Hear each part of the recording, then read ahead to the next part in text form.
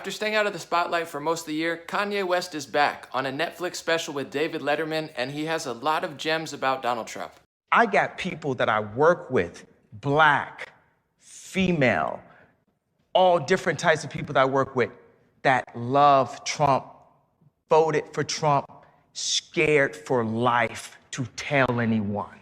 How do you feel for the people that voted for him that are being treated like enemies of America because that's what they felt and they had that opportunity? I get the same thing from people in media that work around these top liberals, rappers, and entertainers that are scared to death to say that they support President Trump for one of 70 reasons because the media narrative has been so skewed and negative about him. If you speak up about it for one of 1,000 reasons, they pin you as the worst person in the world and won't talk to you, dehumanize you, and treat you like a second-class citizen in your own country. Have you ever been beat up in your high school for wearing the wrong hat? I just been beat up because people didn't like me. Yeah. But I know what you're saying. The idea is the bullying. Who's the bully in this scenario? Well, definitely liberals bully people who are Trump supporters. It's not just calm. You can't just go and wear the hat. You can't just go. It's like, you. Like, it's like, bro, I have.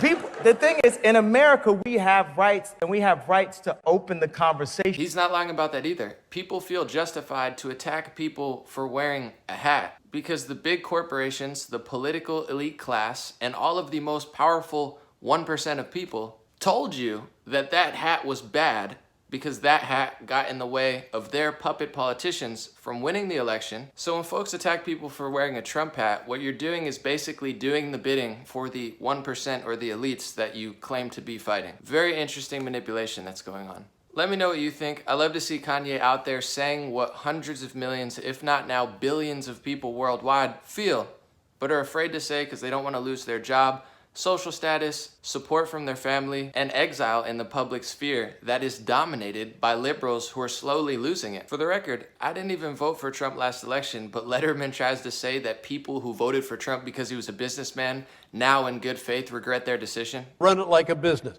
So the people that voted for him, I understand that, but I wondered to myself, are these people ultimately going to be victimized? And I think now the people in good faith looking to get the country to help them a little more than it has by electing a business guy, I think are now being hurt for it. And I would think that would not try it again.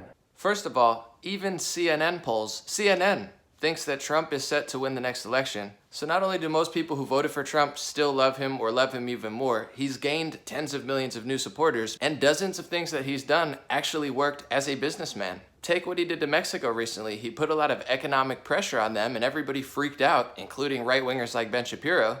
And what happened? Mexico actually started doing stuff. They froze the bank accounts of human traffickers and they decided to fix the problems that no one's been able to fix for decades. And he's not starting a war with Mexico, but he's putting pressure on them. It's like if you constantly give people money and expect them to stop doing something, and then somebody comes along and cuts the gravy train off and says, do it, and then they do it, and then you give the money back. It's a very obvious and elementary school style strategy, but apparently that's too complicated now for people whose emotions have gotten so negative, nasty, and bitter when they claim to be the loved, tolerant, and diverse people that nobody seems to understand it. Not a single celebrity besides Kanye West, David Letterman, every single late night host, every single media outlet, all of the tech companies. Apparently this is Socrates level thinking or something. I don't know. It's very basic and simple, but everyone's playing this game where they don't understand it. It's great to see one celebrity and one rapper back out there telling the truth of hundreds of millions of people, while folks like Letterman and others just don't want that to happen, even though they're pretty much all admitting that they think they're going to lose the next election. It's the saddest spiral I've ever seen. How could you spend 4 years hating, complaining, lacking gratefulness in maybe the most lucky times in human history? And then when push comes to shove, I'm like, so after all of this effort and negativity, you're going to win the next election, right? You got somebody to beat them.